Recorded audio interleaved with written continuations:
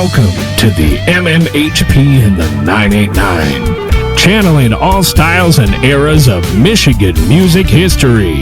Recorded live from the Michigan Rock Legends Hall of Fame, located inside the Bay County Historical Museum from the city by the bay.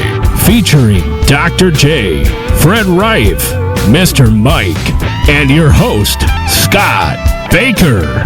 Brought to you by the 989 Podcast Network and the Michigan Rock Legends Hall of Fame, located at the Bay County Historical Society Museum at 321 Washington Avenue, Bay City, Michigan.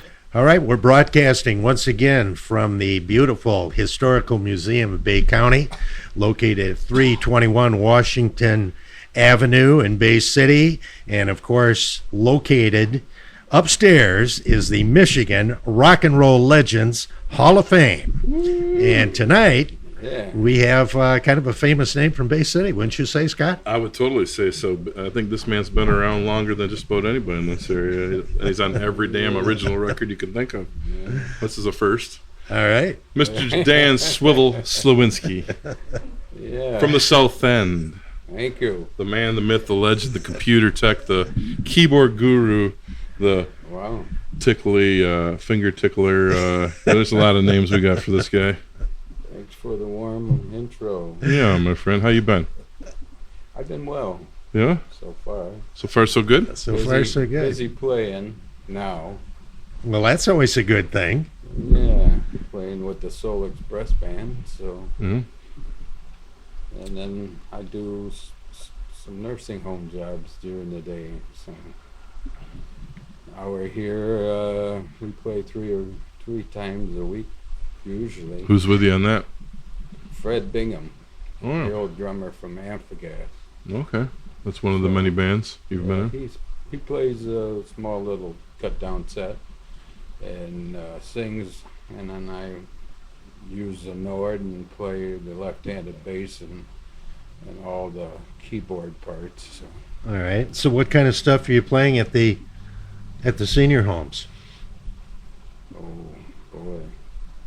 Old stuff. Is it rock and roll, though, or are you playing something else? Hardly any rock and roll. Yeah, they're our age now. Yeah, Fred. You'd think they'd want some rock and roll at that rate. Yeah. Well, we might play a little Bob Seger. Okay, there we go. But it ain't most of them, I shouldn't say it. I shouldn't say they're all old people. They're some of them are with it, and some of them just sit back in the chair and they're half out of it. So the ones that are with it are having a good time. We'll play a polka. Is this the gig you bring the baked goods to? To what? I'm just kidding. The baked goods. They're all halfway there. They're all kind of half with it. Well, even if they've got their eyes closed, I'm sure you kind of made their day whenever you show up. That's important. I have to ask you before we go any further, and I was trying to remember if I got this right, but I did a lot of research on the Art Shield recording studio over on Raymond Street. And the first relative of Art Shield that I was able to find an interview was Geraldine Shield. And I thought, again, you correct me if I'm wrong here, that she said that you were related to Geraldine in some way? We weren't related. It was one of my mom's best friends. Oh, okay. Jerry and Jim and Jerry Shield. Yeah. We used to, when I was young, they used to get together with a group of Roy and Arlene Gorney and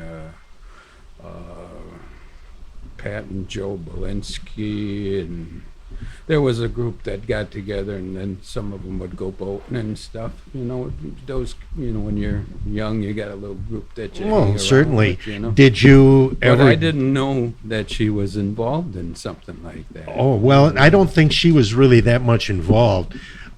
She knew Art and been over to his house a few times, but she was married to Gerard Shield, Yeah, Jerry. which would have been Oscar Shield's son.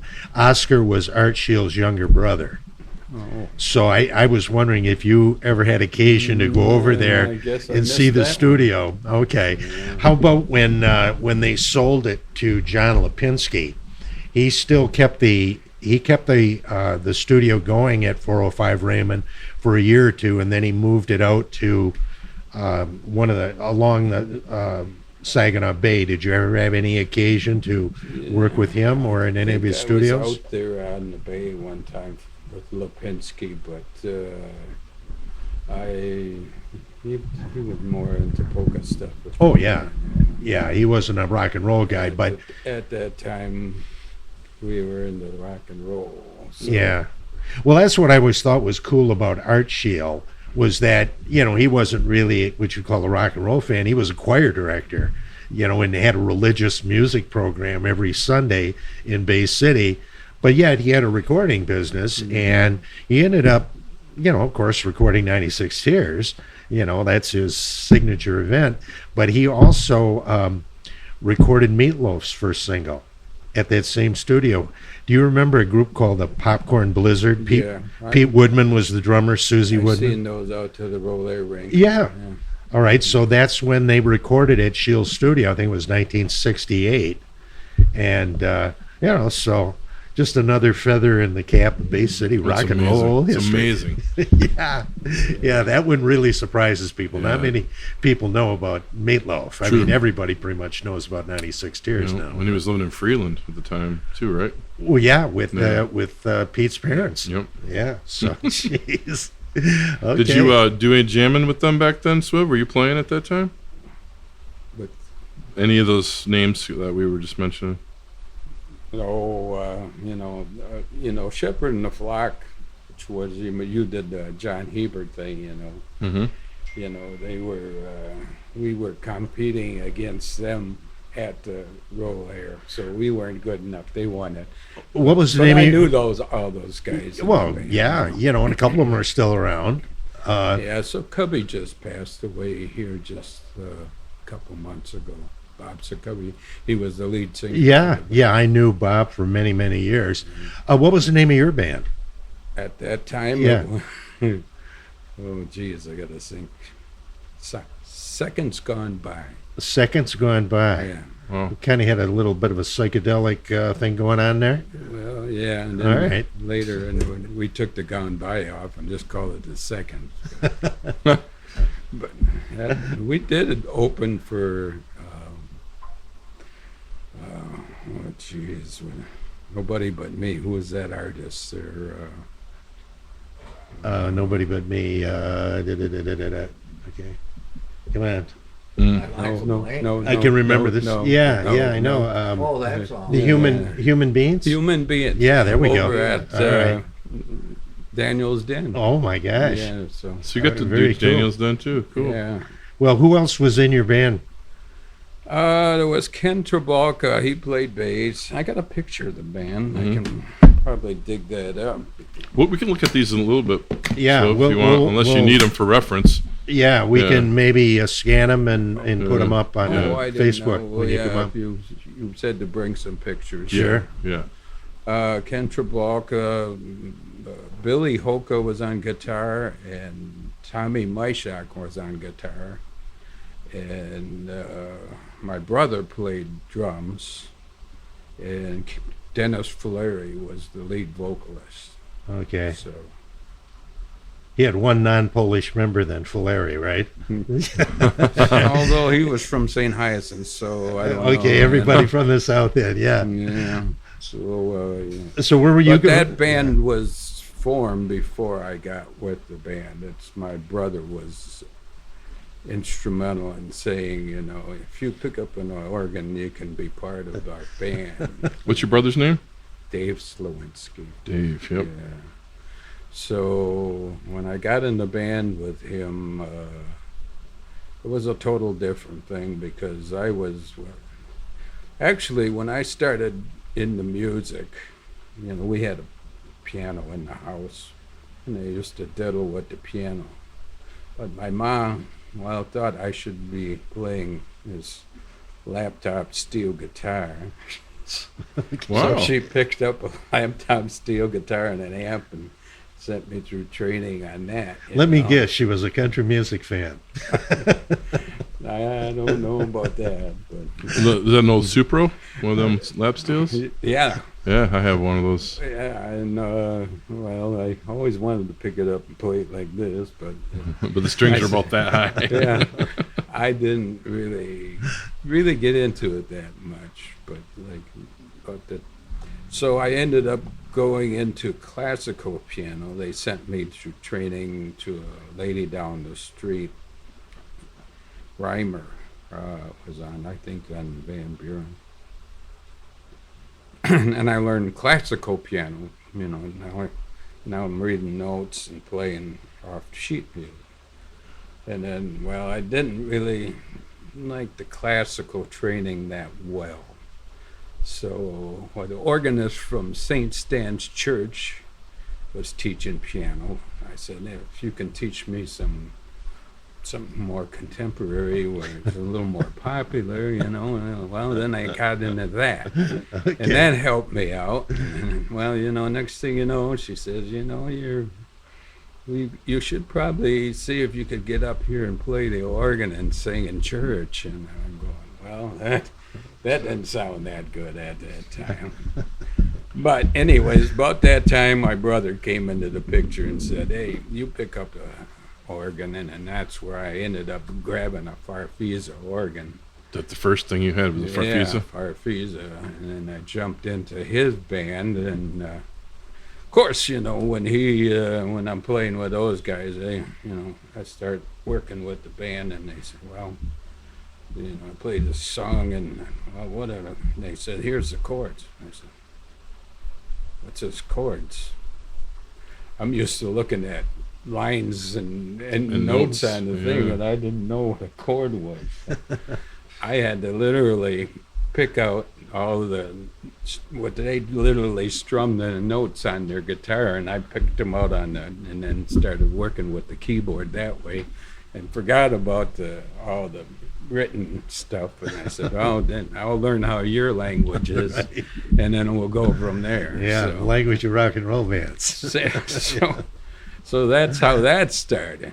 Well, hey, next thing you know, I got into it, and we're playing Light My Fire and doing all these cool songs, And then along comes Frank Aloya over there at Music Center, And then I spotted this Leslie, And I said, oh, man, I got to have one of them hooked up to my Farfisa organ. So, very cool. Very powerful. Heavy. But we were young back then. We could figure out a way to. You had guys that would help you back then, move that stuff around. So, well, if they helped you, they could probably get in for free, right? Is that one of the deals? Yeah. So, but I didn't use it at Daniel's Den. At that time, we were still using a Titan amp, Gibson Titan amp.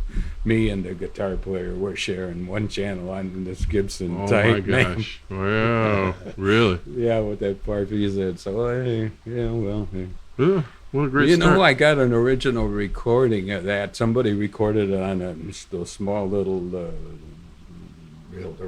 reels, on a web cord thing, but there was so much noise, and it was hard to decipher. But yeah. I do have the recording with all this new technology, and now where they can actually dial this out and dial that out. I was going to see if I could buy that program and see if I could dial some of that noise out and actually hear what the band sounds like. So, yeah, that would be really cool. That's AI.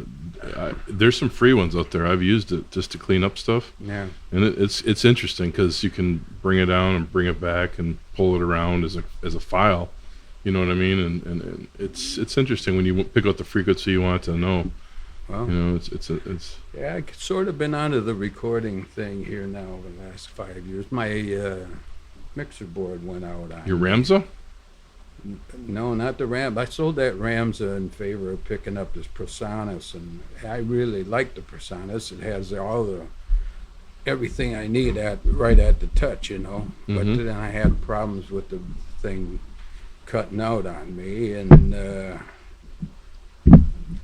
so I kind of lost interest. I turned the studio off, and I don't even mess with it right now.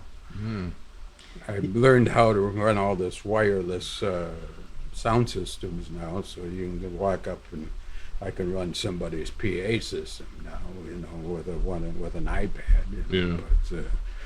But, You had a good studio running for many years there. What was the name of your studio?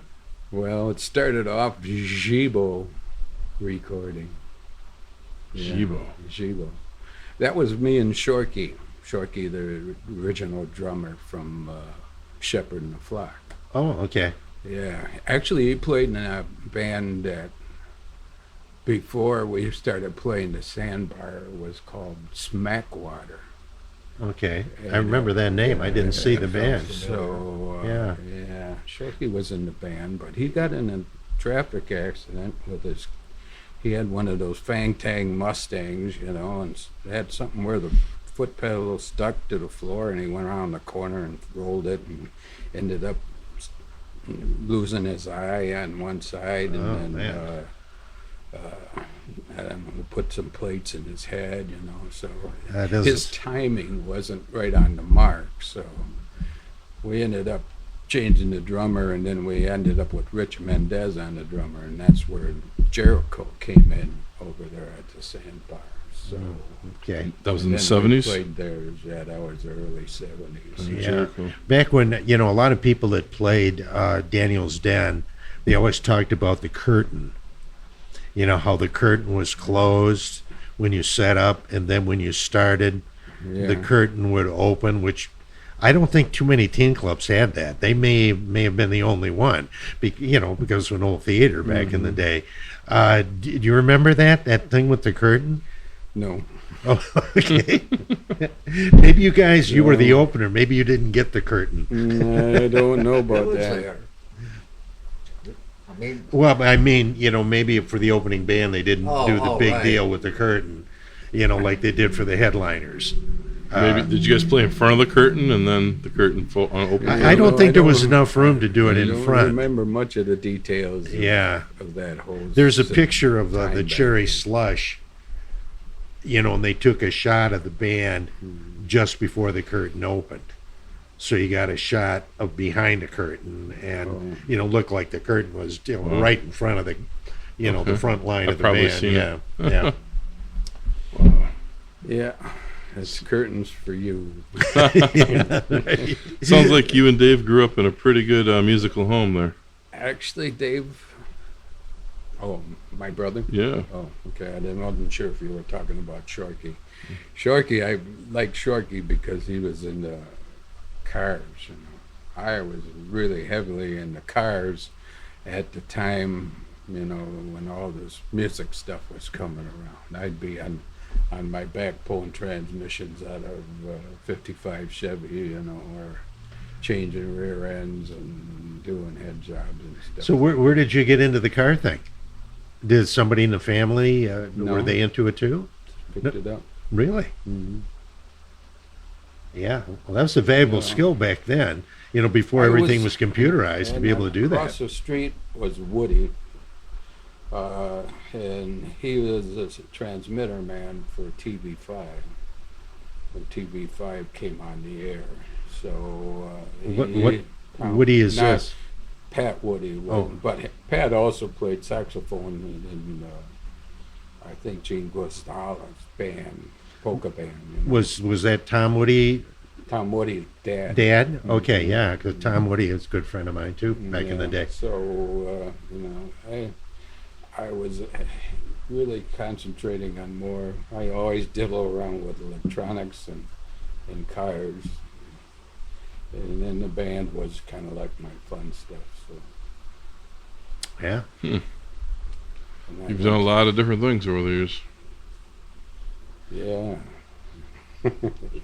Yeah, I went in you know, with playing, you know, from working on cars, and I went on to working on boats. making race boats because I got to the problem where I got too many points working on cars on my own car. I had a Z28. I got too many points, and then they finally took my license away. Like 21 points, not 12. Ooh, 21. That's an Anyways. impressive total of points. Anyways, I was getting in too much trouble, so You don't say. 21 points. so I bought this jet boat and decided to put my race motors in these boats. And then I kept going from there. But I actually went to school for automotive machine shop. So I had graduated from, or it was a certificate program where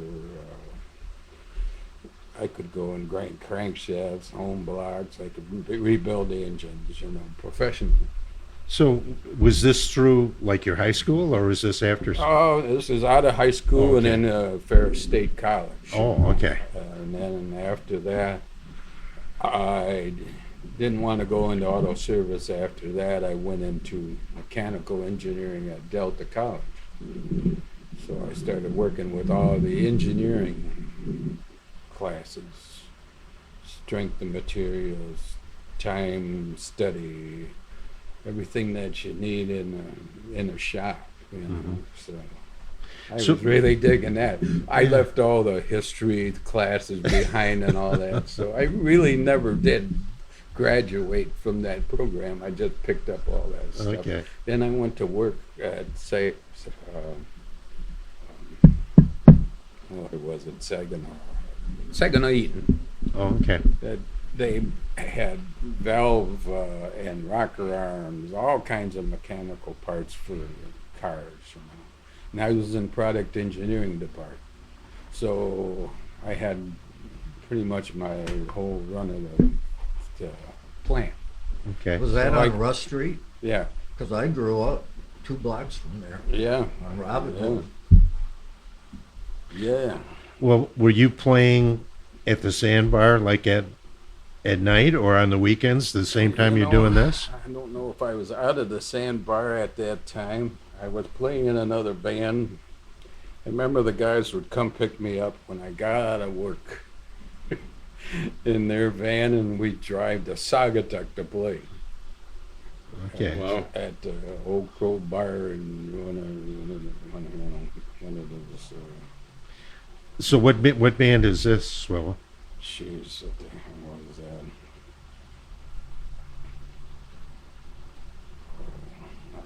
I have to ask Hornak. He was in the band at that time. Okay. All right, we'll have to put a call to Hornak, Mike, to get this information. All right, that'll be quite a task. We'd go and set up, play, and then have to drive back from Saugatuck home. They can pull up right in the parking lot. They drop me off at my car. I'd sleep for about an hour, and then I'd go back into work.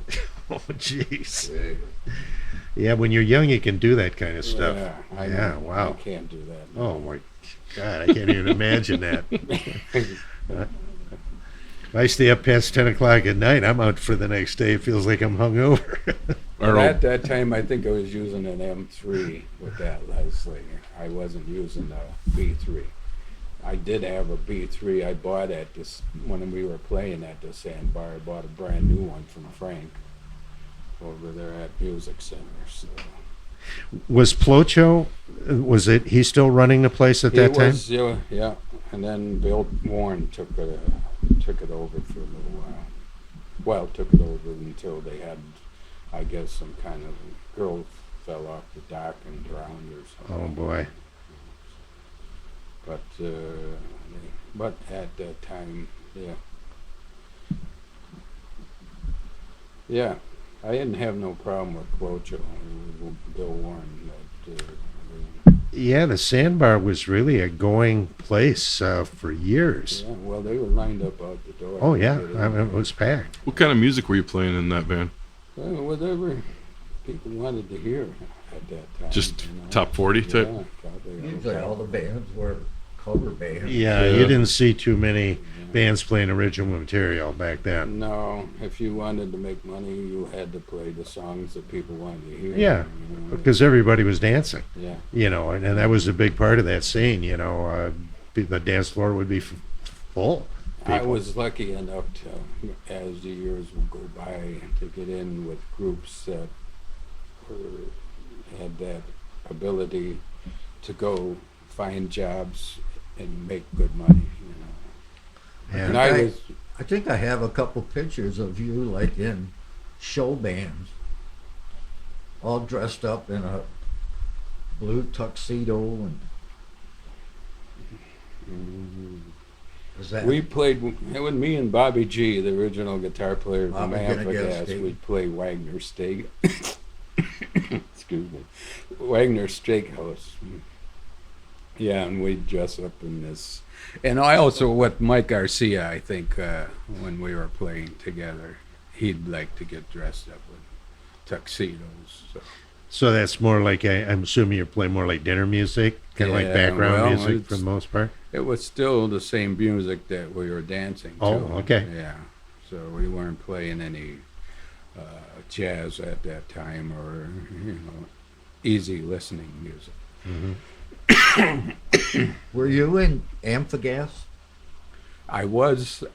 What happened is Dick Brown was the original keyboard player for Amphagas, but Dick, I don't know, he had fallen sick somewhere along the line, and they'd call me up to come in and fill in with him. So for the longest time, I was driving down to Flint to play at Contos down in Flint with them, because that was one of their hot spots.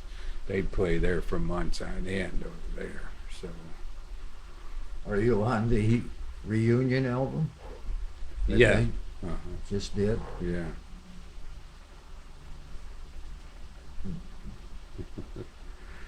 Yeah. So, like I said, all the guys are still going except for Dick Brown. So, when Dick Brown got really ill, I even did they had a reunion for Counting the Colony, you know, and we did that downtown. Mm-hmm. And Dick was in the audience. He liked my playing, and I really liked his playing too. In fact, I used to go out to Hidden Hollow and watch those guys play, just to see Dick Brown with his big organ and those dual Leslies he had on both sides. Damn. So, I mean, he had, you know what an eliminator cabinet is, you know. It was 2 eliminator cabinets with rotating horns on each side now. And so he almost had like 4, and they were screaming in that club of his, you know. I mean, when they got going, you could feel the dance floor going up and down, because it was over. The Hidden Hollow was actually a bridge Yeah, going right. over. A unique place. Yeah. That was the last time I saw Bob Seger Oh. at Hidden Hollow. Mhm. Yeah, Well, jeez. That's how long ago. Yeah. Did you played with Counting the Change, didn't you? Or am I wrong about that? No, were you I'm play with them? I am one of the original Count and Change. Okay. We Did saw you- Love that name. we Yeah. s- well, that name came from Rick Allen. Count. Oh. Rick Nedzensky, you know. Yeah. We were dinking around with the names one day, and I said, we got to come up with a name for the band, because we were talking to Counting the Colony, and he said, why don't you call it Counting the Change? And I said, yeah, that sounds good. Let's just call it. But it was his idea. Wow. So, Wow. I never knew that. yeah. Yeah, Rick. I mean, they a good thought guy. it was count in the change, or it's counting change, or, you know, there's so many spins on Yeah. that word, you know, but it was really a spin-off of Count and the Colony. Well, right. Count Well, and because the Change, Butch you know. was Yeah. was the So- count and Count the Colony, so right? Butch was there, and then we were just a different version of the band. So. Yeah, you guys had a gig there for a long time. Yeah, we played 5 years over at O'Hare's before we moved over to Woody O'Brien's. And we Yeah. were there for 7 years. And that's when Wayne was running O'Hare's, right? Am I correct? on Yeah. that? Well, Yeah. no, Wayne. Yeah, well, no, Wayne had it for a little while, and then he sold it to Art Wiskowski. Oh, well, that's right. That's Yeah. right. Artie bought Yeah. that place. Forgot about that. Yeah, Yeah, I played a lot of City League basketball with Art. Yeah. Good man. What's he doing these days? Wiskowski. Yeah.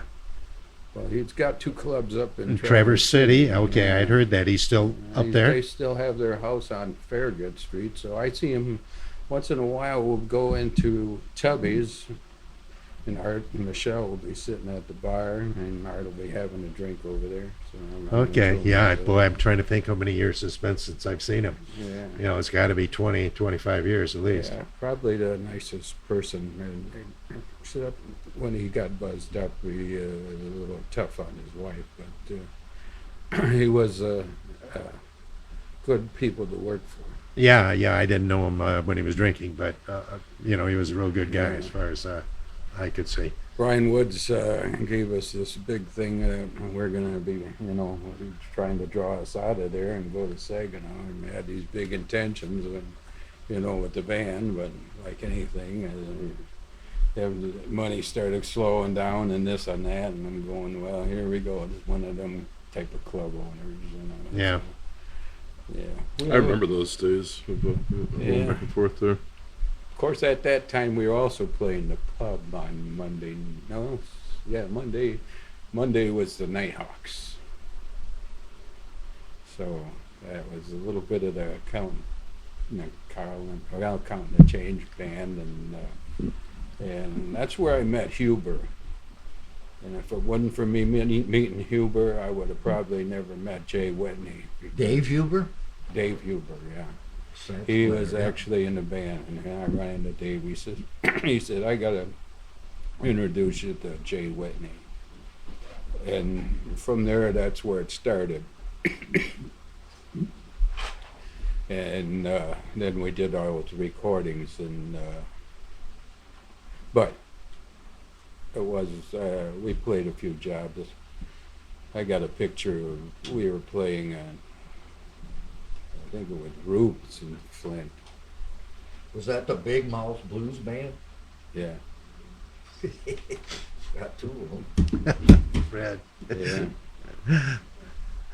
Anyways, yeah, we were playing, and of course, back then, the drinks are flowing, so Huber, well, everybody gets to lay back on the bar, and we're gonna dump this shot into your mouth, so.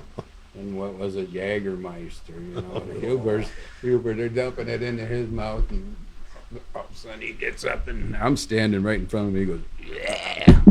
So I got nice. this Door County shirt on, and I got a Must be why big you quit old drinking. stain on it. No swivel Slurpees at this gig here. Yeah, Dave also plays with my friend Steve Nardella. His Yeah, band. Dave's an excellent player. I mean, Yeah. he plays with the People's Jazz Band. Oh yeah, that's he's- where I he's, first met him. yeah. Joe Fryer. Joe Fryer, yeah. I was good friends with Fryer for a while there, Ricky Moon, and, Yeah, we talked about that yeah. that live barbecue, that CD. Hickory Rib Inn, yeah. Right.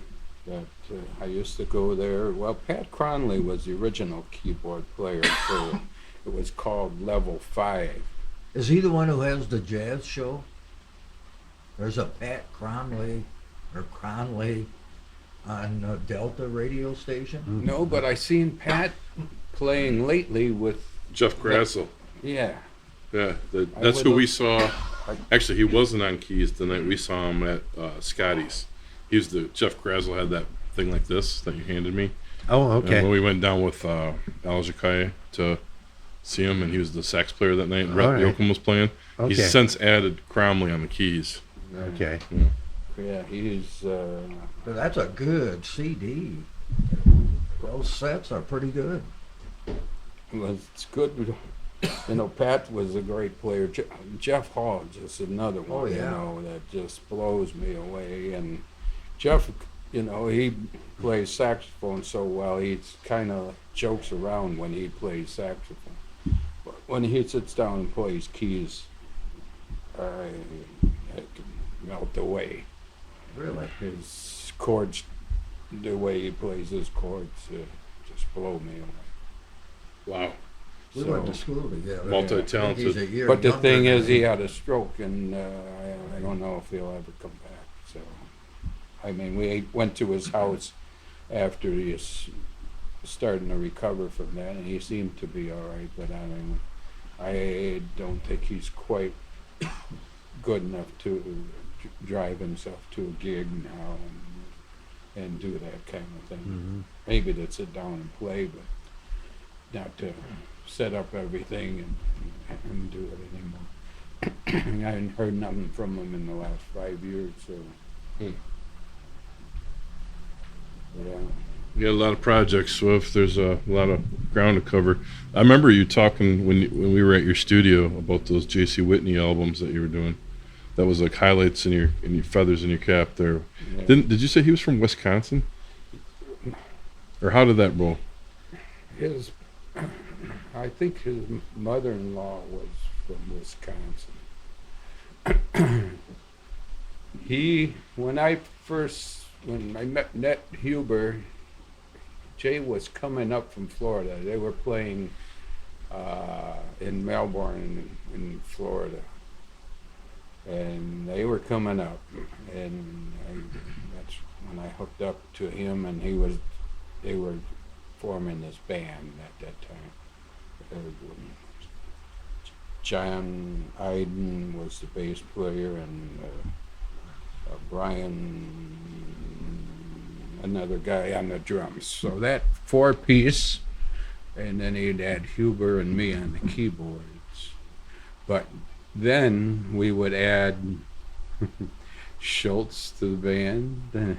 So Schultz was in the band for a while. When we went over to Door County, that's when he was just going to move over there. So he invited us to come over and play. So Now Schultz played with Bob Seger, right? Right. yeah. Yeah. I see on this cassette, the Big Mouth Blues Band, that a guest was Chicago Pete. Yeah. Yeah, Chicago Pete come Yeah, up I and in worked. the I mean, I studio. used to book them.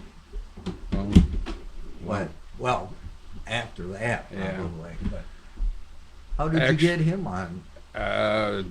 Huber and Jay knew them Oh. probably from Flint, and I guess he must have presented a couple of the songs to Chicago Pete, and Chicago Pete came and redid the voices when I took Jay's voice off, and Pete did his version of 2 or 3 of the songs. So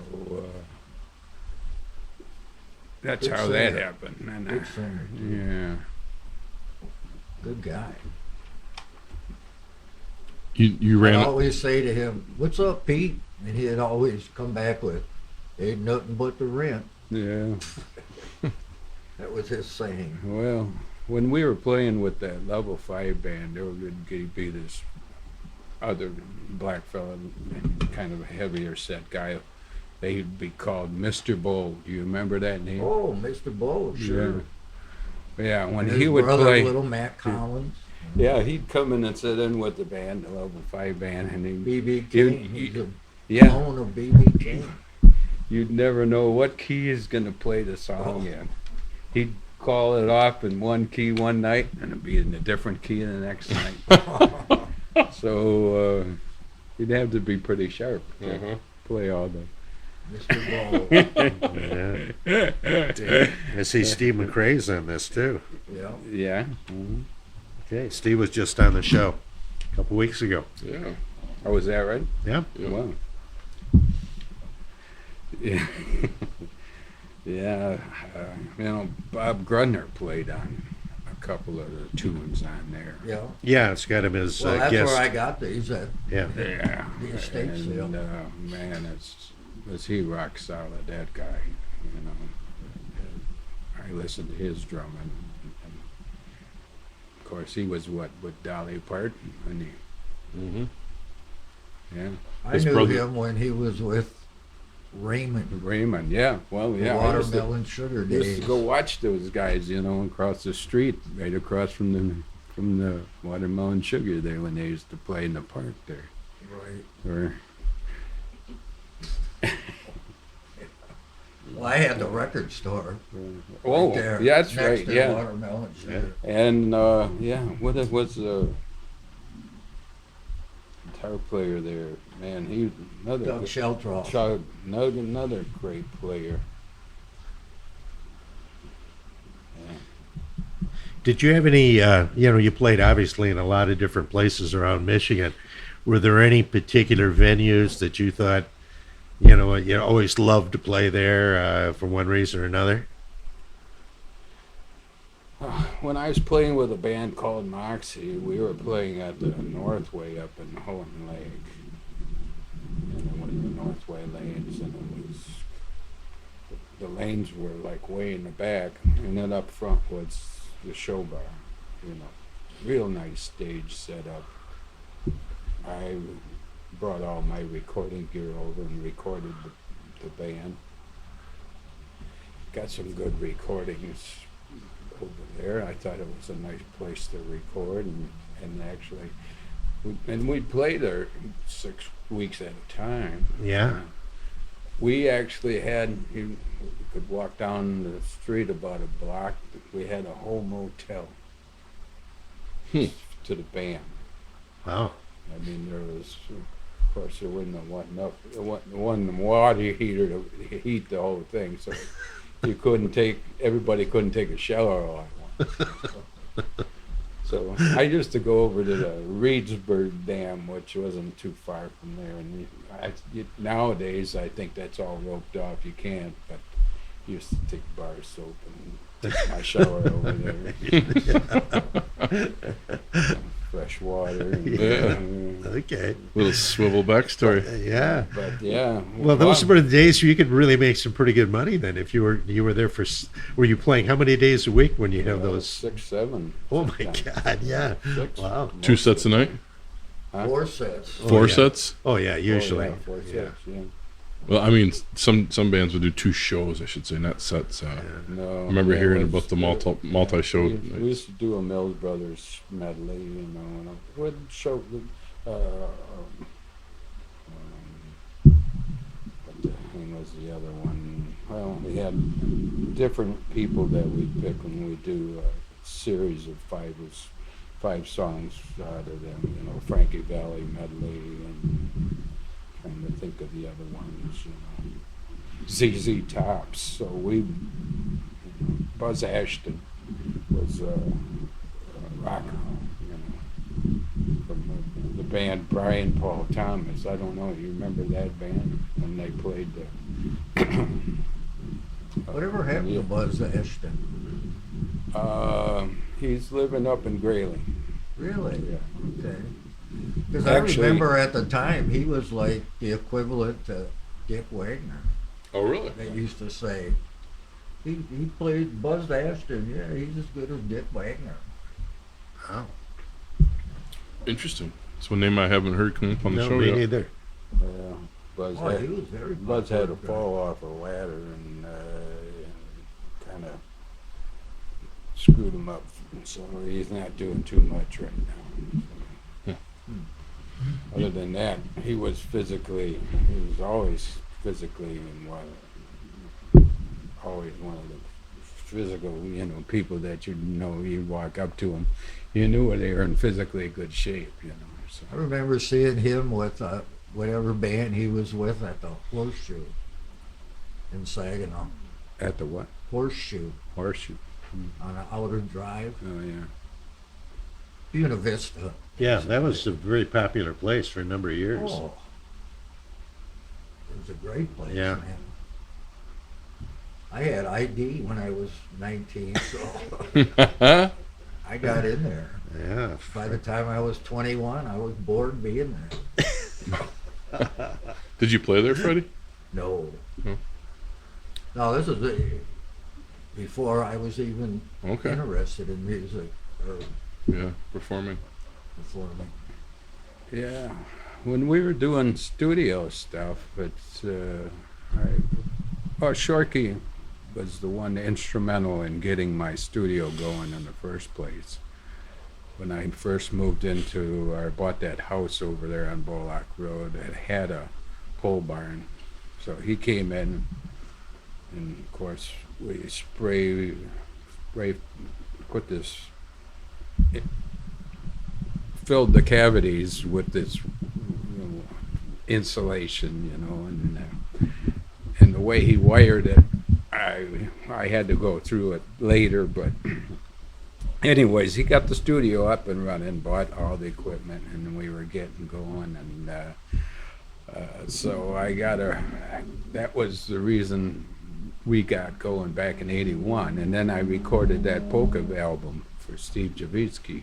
Yeah. So I have the actual record of that. What one was that one? Only vinyl record. What was that record I again? got that. Oh, what was the name of that? Was his uncle Stan on that one? Yeah, 'Cause no, I got that's 2 or 3 yeah, different. his uncle. Yeah, hang on, Steve. Was it Steve Drzewicki and Friends, or with Stan, or was it Stan Drzewicki? I don't recall now. It was Steve, or the one I have, but it's featuring Stan. There you go. Yeah, it was because Steve was just coming up. He was just a young little kid, at that time. And you engineered and recorded that record. You engineered and recorded that record, Right. right? Yeah. I remember you Yeah. showing me that at your house. Yeah.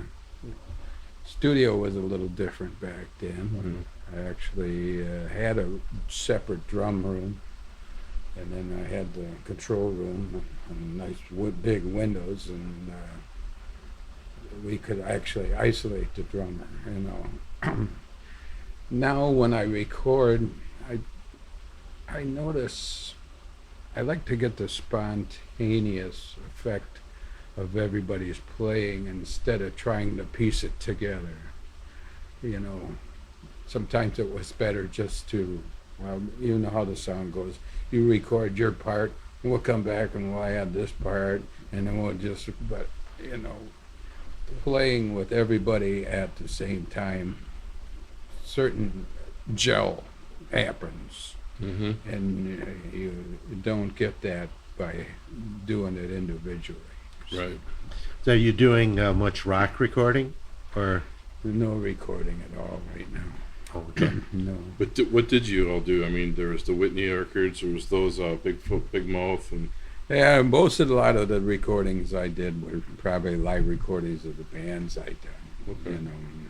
It was Uh, a nice studio, though. I mean, I was there with you in the aughts for when we had the Second Area Blues Society, Yeah. and I would rehearse my early band. When I went solo, I started at your house. Yeah. Rehearsing that Yeah, whole thing. we did a little bit of recording. Yeah, yep. It was a great setup, though. That old, huge Ramsa board, and Yeah. a lot of fun. Do you Yeah, have copies of a lot of your old recordings? Yeah, I got them in the case here. I don't know. Cool. Well, it should be preserved. Well, I was thinking of, like, Mike puts a lot of that stuff out on YouTube, and I was thinking of doing that, That one Count and Change album, we did it live at the Red Horse, At the Red Horse. So The Shields. that actually, it captures a night in a bar, where everybody's relaxed and everything, and I kind of piece the songs together so they kind of go right together and one song after the next. So They don't have any albums out, do they? Who's that? Counting the Change. No. What did you record it on? What did I record? Yeah, it on? that thing in the band when you were recording the band live. Did you have a recording unit set up, a portable unit? I'm going to try to remember what I put it on. If it was on just, I used to have a digital, mini digital. Digital audio tape? Digital audio. That? Yeah, there you go. Yeah, Because that was late 90s. But so I took one mix out of the board, and then I used two microphones out front, and then I mixed that. And actually, I was surprised that it came out as well as it did. Yeah, because most of the stuff on YouTube that's recorded live, the sound is terrible. Yeah. You know, it's just. I had to be able to cover Jeff Scott's parts because when we were playing at O'Hare's, Jeff had to go in and have some work done on his head. I think something on his brain, his spot. He had maybe a cancer spot. So I got used to playing a lot of the songs without the guitar. Mhm. So I play two keyboards usually all the time. So Who was on drums at that time period? that was Jim Fulkerson. Jim Fulkerson, okay. Fulkerson, and then we went to Booney Daughtery, and then what the hard rock drummer there, Bill Silverthorne. Silverthorne, but after That changed the whole field of the band for a little while. yeah, he's smacking. Was And he then- in Process? Silverthorne? No. Oh, No, he was always played in hard rock bands. But the guy you guys had, it was a Jeff Scott, Count, Swivel, and I can't think of his name. He was he was with you guys for the tail end there before you guys called it a day. 12. 12, yeah. I don't know right now. A lot of names, man. He was awesome with you guys. That was that whole era swung. I remember I brought Iron Butterfly in one night to jam with you guys. Remember that at O'Hare's? Oh, yeah. And they'd never done a jam before, Yeah. and it was they were in town. I had interviewed the bass player, the original bass player and drummer in the band, and we were they're like, hey Scott, can you tell us where we should eat? So we went down to Hereford and Hops just because it was close. And I said, my buddy Swiv's got a band down here counting the change, and they're like, oh cool, we'll go down and watch. I said, how much you guys ask them to sit in? We don't jam. We've never jammed, and they were serious, you know. And when I got in there, it was the keyboard guy. I can't think of his name.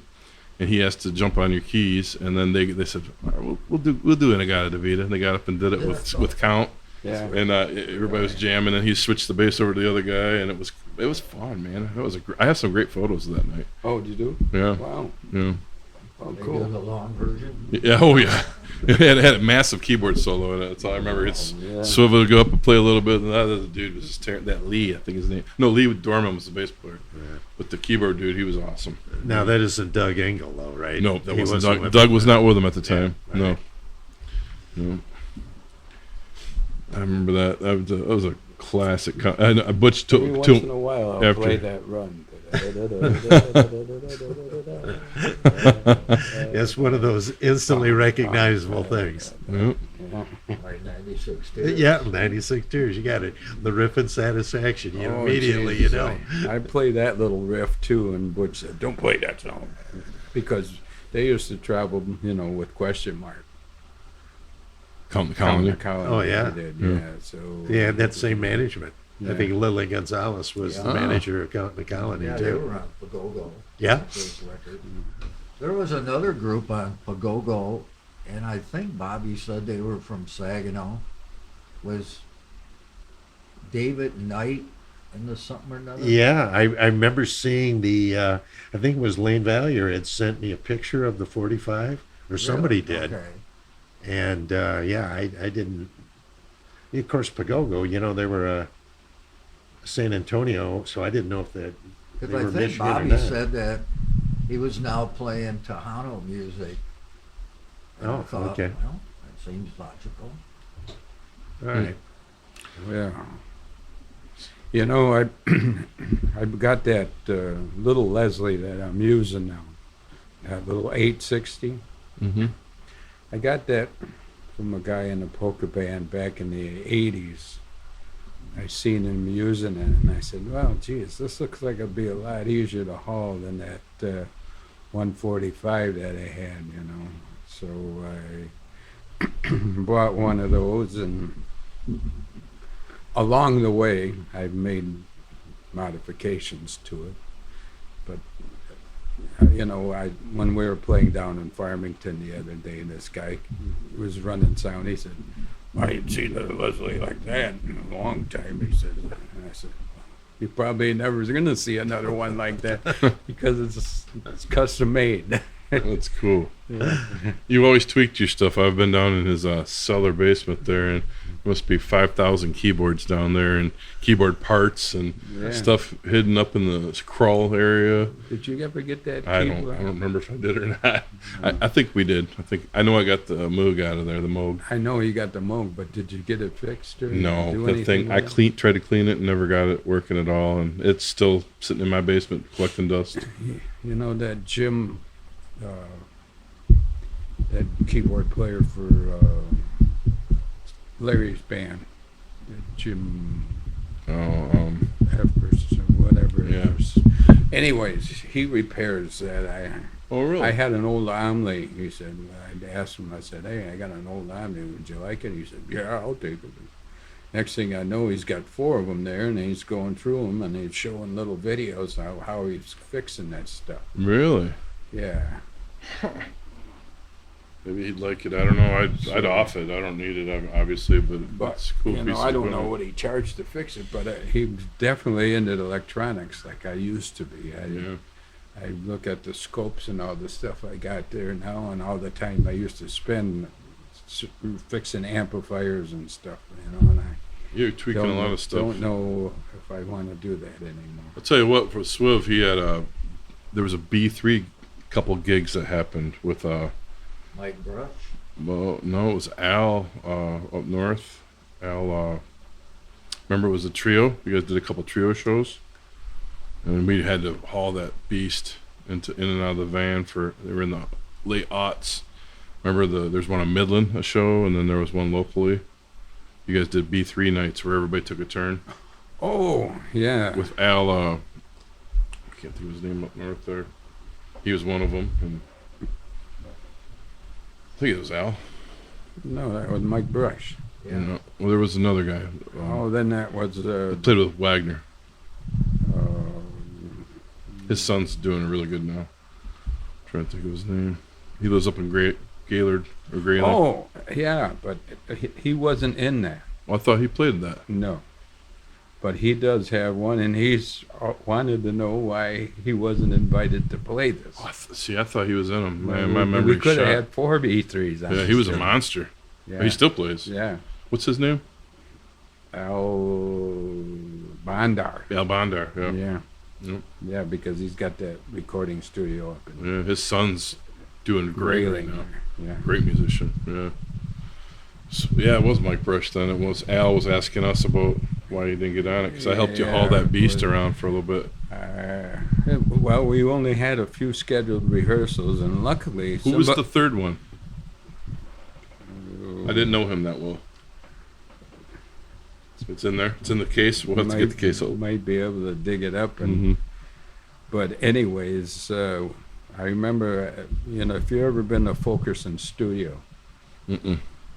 it's off of Main Street. Well, anyways, there's a flight of stairs that goes up. Oh, I don't know. It has to be up 20 feet, and you gotta. We set up a ramp so we could push this B3 up Oh, into my the tops, Gosh. so we could practice, upstairs in his studio up there, learning all this stuff. So that was probably one of the reasons. Otherwise, trying to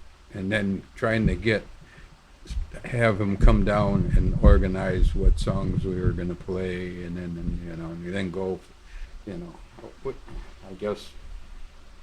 Like now, maybe you got your video conferencing now, which would work. Oh, yeah, the Zoom But rehearsals. yeah, but back then when nobody was thinking that way. So. Right. Well, some good times, man. You put out a lot of stuff. No, I remember playing Blues Cruise with you when we kicked off that Blues Cruise, and you Yeah. got to play some of your originals. What were the names of the originals that we learned? My original? Yeah. There was Swiv's Beginnings. song, Yeah. Beginnings. And yeah. Swiv's tune, yeah. Swiv's tune, Yeah. and Beginnings. And wasn't there one more? Well, I didn't think I did anything with that one. Maybe that not. Was, You gave me a tape to learn them, though. yeah, that was that song or something New Hampshire. Yep. Stroll through New Hampshire. Yeah. Yep. It's got some intricate parts, and it's got that salsa drum beat in it. Yep. So, Yeah. I Have you never ever done did anything? Find somebody that would play Perform it? the right part on there that I was looking for. Did you ever release anything officially, Swiv, or did you put those out at all? Or? You know, the other two songs are out on Facebook, and they're through BMI. But I Okay. You never did. put out a record or anything? No. As far as I remember, those were the 3 songs that you've written over the years, and 2 of them are pretty good Yeah. in your concert repertoire. There's other songs that I play, but I never done anything with them. Okay. So they're all diddlers, you know. Mm-hmm. I find, you know, when you get it with it, I was lucky when I was playing with the Bodacious band. When they came in fact, that recording that you hear now of the Beginnings tune was actually a practice that we were doing in the studio. And I just happened to have have the cassette tape going. I didn't have the reel, nothing going. So, and a few years later, Earl comes up to me and said, "Here, there's a cassette." I listened to that. I said, "Jesus, I forgot all about that song." Earl Cavanis? Yeah. Earl the Pearl. So I took that cassette, put it back in the digital world, added the strings to it, and then it added the final organ part that was missing. You know, because Yeah, the the original limitations, one, there was it started off with a piano solo, it went to a flute solo, it went to a sax solo, back to a piano solo, and then it was going to end on this organ solo, and then it never got done. But it got done when I got that, because I listened to it, I said, Jesus, the whole thing's gelling, because we played the song, we were playing it live over at Fordney. That's how far back that went. Wow. So, yeah. What are some of the other band names you've been through over the years? You've tripped across a few of them for this. Oh, I played with the Jitters. Yep. You know, Mick Furlow. Yeah. Yeah, we played How up about at that one? J.R.'s warehouse up in Traverse Right. City. We had a place up there. I remember my brother had a place up there, so I was staying with him, and I got them playing. I drove over to this house, and the doors to the house were locked, but he had a dog, you know, and there was that dog door. So I had to climb through the dog door to get into the garage so I could get into the house. Back in your slimmer days, you go through the dog door. You know, it was a bigger door. You know. It wasn't one of them little cat doors. You know. Oh man. So, but yeah, but I remember those good days back then with the Jitters. I do have a recording of the Jitters Mm-hmm. that we did up at JR's warehouse. So must have been recording. I must be was hot at recording back then. But, I remember when Ray Charles came to town. yeah, they used my B3. The band director played the B3, although Ray played the piano out front. Mm. So Ray didn't play the B3 that night. no, Just, he played the. I seen the poster up Yeah. in the building here, and I said, Yeah, we've got it framed in that the reminded me in the of gallery. Yeah. that. I always thought that Thought he played that yours, thing. yeah, but he didn't. Okay, I just remember hearing about it from you. Well, I had Joe Sample play. Well, we used to play the Troy Hilton when I was with Amphagas, and all the people that would go to Pine Knob at that time, would stay at the Troy Hilton. So we had Liza Minnelli sit in with us one night over there. Had Little River Band sit in with us on one night over there. Jazz Crusaders one night. We'd play 2 or 3 weeks at a time over there. They give you rooms. I used to haul this big quad phonic system with me in the van, so I'd take all 4 speakers up, set up this big amplifier, and I'd have the sound in my room. We'd all have separate rooms, you know. So I don't know, it was glutton for punishment when we were hauling back then. You love to haul the gear. I Oh my guess. gosh. I didn't record any of that stuff over there though. Huh. That's wild. All the people sitting in with you. Yeah, and big names too, you know. Little River Band, you know. I still do that Little River Band too, and Pride and that was what is his name? Reminiscing. Reminiscing. Yeah. Yeah, we played. Me and Fred do that. So Cool. I play the keyboard parts, he sings it and taps out a drum part to it. So. Awesome. Wow. What a great history, Swiv. When was the last time you and your brother had played together? Boy, he quit playing drums. He went to work for AT&T. Well, it was Michigan Bell at that time. Then he got transferred to Detroit to Southfield, and him and his wife got their first kid, and then they didn't want to raise their kid in Detroit, so they were looking for someplace else to go. So they had a choice of Grand Rapids or Traverse City, but they were lucky that both of them. She worked in engineering at Michigan Bell, and he worked on the lines. They was lucky that both of them got transferred to Traverse City. So once he moved there, I don't know, he had a nice big grand piano in his house, but he ended up playing more acoustic with his son. He was a scoutmaster, so he would go and keep an eye on the kids. But he'd take his guitar. He actually wrote a song, campfire song. So I got a recording of that somewhere. No. Yeah, you didn't play long with him then. He took off in the 70s? Well, yeah. Yeah. Where'd you guys grow up? In the South End? Yeah, right up half a block from St. Stan's Church. Right.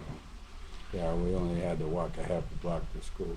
So. Wow. And then we were altar boys, so we were involved in the church quite a bit. And that's how I got to know the organist over there. You know, Do you remember the organist's name? Angeline Gatza. Angeline Gatza. Yeah. Who was the piano classical teacher? Reimer was her last name. I can't remember what her first name. She must have taught a lot of people in our area. Those two. I mean, a lot of people went through the South End area. It seems like I never knew their names, so I was always curious. But I did get to light my fire on the organ in church. You lit the fire in church. Yeah. Yeah. Right. Oh, Yeah. well, at that time back in the 60s, they were rebuilding the organ. So I used to go over there almost every day and watch them tear the organ apart, you know. So I got to know the people involved there. So when they got the organ back together, I got the chance to sit behind the organ.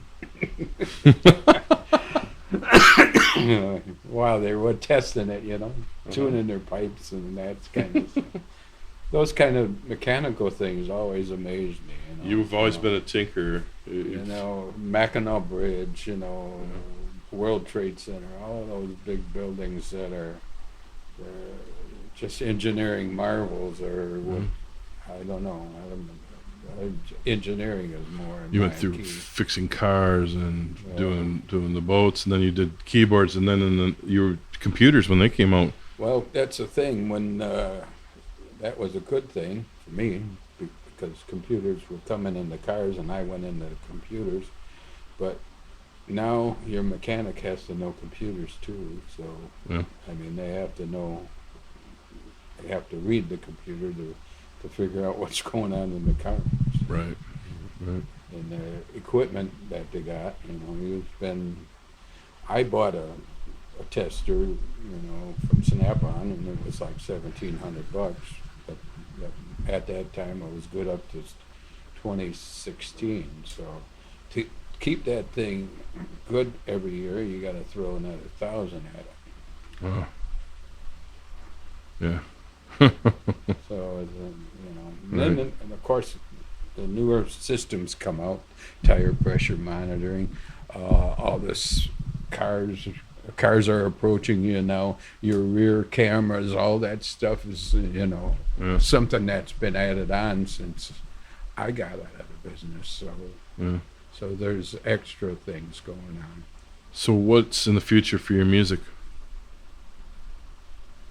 What's coming up down the pipe? I don't know. I'd like to find a jazz place to play somewhere and see if I You've been can saying that take since over I that. met you.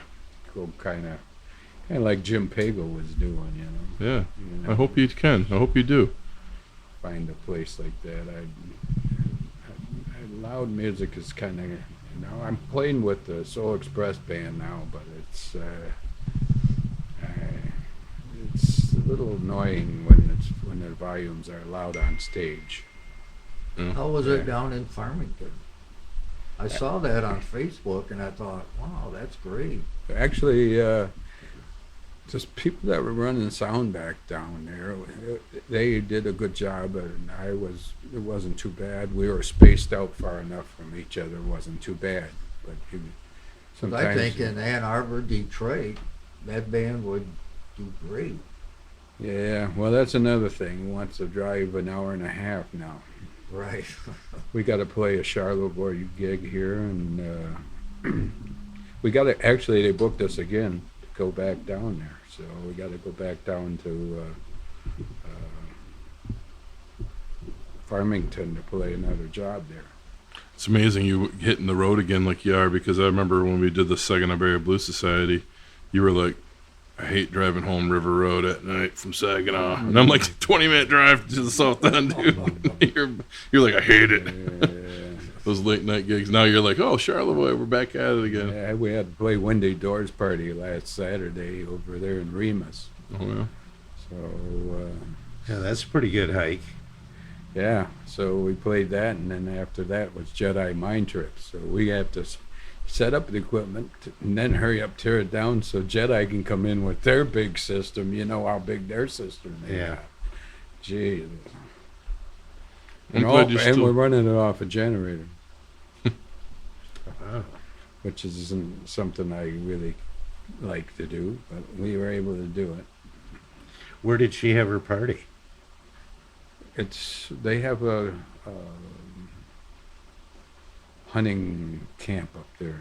Oh, okay. Yeah. All right. That's where Wheatland Festival is. Yeah.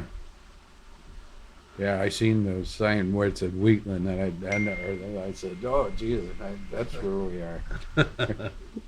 But, Isn't that just on the outskirts of Mount Pleasant? yeah, it's just, you're going down 20, it's a straight shot from Yeah. Mount Pleasant Yeah, we to cut- Remus. And then after that, then the roads get snaky because Yeah. I remember going to fairs every weekend. That's what I was just going to say. We would play Big Rapids and stuff and then cut through that town all the time. Oh, man. Yeah. I had to, when I was just starting to go, I drove back and forth every weekend because I was in automotive machine shop and I used to bring car parts with me to work on at this machine shop place. And then I'd take them home and then assemble engines on the weekends. Working while you're working. While you're working while you're working. Yeah. So, Swiv. One great Swiv story, you guys, that you appreciate. My old bass player Pete, when I had the Universal Expressions, I don't remember what he left at your house. He might have left his amp or something from a rehearsal or a recording thing, and he's like, I woke up late in the morning. It was about 11 or 12. And I'm like, I gotta hit Swiv. Well, he's not answering his phone, so he must be outside. Swiv said, yeah, I'll be busy that day. Pete said he pulled in, and Swiv's got 2 stories. He said he had the extension ladder up, and he was reaching into the top thing to clean the leaves out of it, and he was asleep up there on top of the ladder, and he woke him up. Swiv was like, "Oh, hey, Pete, how you doing?" Swiv was sleeping up on top of the ladder. That was beautiful. Yeah, I just did that ladder thing here not too long ago. Oh, you pushed the envelope I there, was buddy. trimming some branches. Oh, you gotta. He I said, think isn't there some rule about at a certain age you stay off the ladder? 2 stories up there with a hand in the trough. Just, I remember them days catching up the Z's, man. Oh, Oh boy. Yeah, some strange things we go to. That Z28 I got, like I said, that I could have been gone, from being an idiot with that car, so racing around back in those years ago. So. But hey, you're God here. wants me here for Yeah, something. and you're still playing, buddy. I'm still playing. Thank God I don't have any problems Yeah. yet with arthritis. And you sing when you play. You did a Yeah. lot of the Earth, Wind, and Fire background vocals with Counting the Change and the high parts. And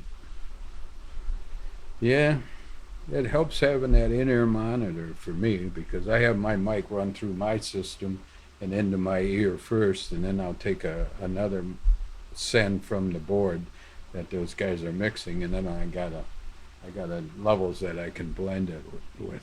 So as long as I can hear the lead singer and myself, I'm all right. fantastic Bay City, South End music history. Thank you, Swivel. Yeah, great show. On behalf of our hosts, this podcast wouldn't be here without generosity of the Bay City Historical Museum, which hosts the Rock and Roll Legends Hall of Fame. We'd also like to thank all of our guests, and especially to the listeners. The MMHP is found at 989.network, or where all podcasts can be found. You can find updated information as well as Dr. J and Sir Fred's Picks of the Week on Facebook. Also on Facebook, check out Mr. Mike's Local Music Live series and Scott's Mid-Mitten 15 from Harvest Canteen Studios, featuring one-on-one interviews with Michigan music artists. You can connect with Scott on the web at scottbakermusic.com, Dr. J at michiganrockandrolllegends.com, Sir Fred at fredrife.com, and Mr. Mike on YouTube as Mr. BT1. That's MRBTEE and the number 1. On behalf of us hosts, Dr. J, Sir Fred, Mr. Mike, and myself, we'd like to thank Mr. Eddie Switek, the voice of the MMHP and the 989. You know that orange B3? Yeah. I had that B3 torn completely apart. Everything was out of it. I took how it has the steps on a B3 on the side. I took that off and made it angular. I don't know if there's a side picture of it. Bless you. This was one piano side. I had a Rode 88, and then the string machine, and then the clavinet, and so. Holy crap. Rick Wakeman over here, everybody. But that orange B3 ended up at some center in Detroit. I'm trying to remember. Premier Center, right? There's a Premier Center in Detroit. I don't know if it's still there or not, but I thought when I seen a picture of something, an old thing, I thought I seen that orange B3. Because there's that Amphagas CD. That's what Fred says, so. Oh, yeah, there it is. You probably see that. That was at Bobby Ginageski's, right? Yeah, and we did that Leo You Dave's. go on Facebook, look up Dave Asher. 'Cause I looked up he was, Scotty's, but I didn't Actually, see he's that pretty Scotty's. hot with the Elvis impersonator. Well, that's that one. Yeah. Yeah. So State that, Theater. that was the count and change one that I did, Oh, yeah. Okay. I remember that one. and then Fred had a copy of this one. Yeah. The tribute to Rick Silky Moon, live at the Yeah. Hickory. Anything about Wayne Scotty's? Now I did some mastering on this Joe Fryer, Dave Kozo CD. I have a Joe Fryer CD that it's With Joe that, Fryer sings ballads or something, and every song is a slow ballad, and yeah, it's really good. I mean, he was a. To me, he was It might always have been like Swank, Barry White. the He one. could talk to the ladies. Really? This was Swank at the Saber Room, but it might have been Swank that was the band that I played with down in at the Coral Gables down in Saugatuck where they picked me up. 1975. Can I Yeah, borrow that? yeah. I'd like to hear that. And there's a Jitters. Jitters Warehouse, Traverse City. Oh yeah. There's a polka album. I got my picture in that one. Oh yeah. Yep. Which one's that? Oh, the Merry Christmas, Polka Christmas. There's I have that one. a recording of me. That's the one that you need to put on with some AI. Yeah. Let me take a copy of this, okay? I'll bring these back home with you. Yeah. I just want to rip them to my garage. I'll fuck with it. And then I did that Auburn, Michigan thing with Steve Oh, Crampton. I forgot about that. Yeah.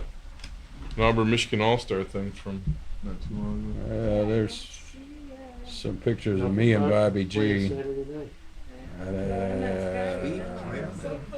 remember him.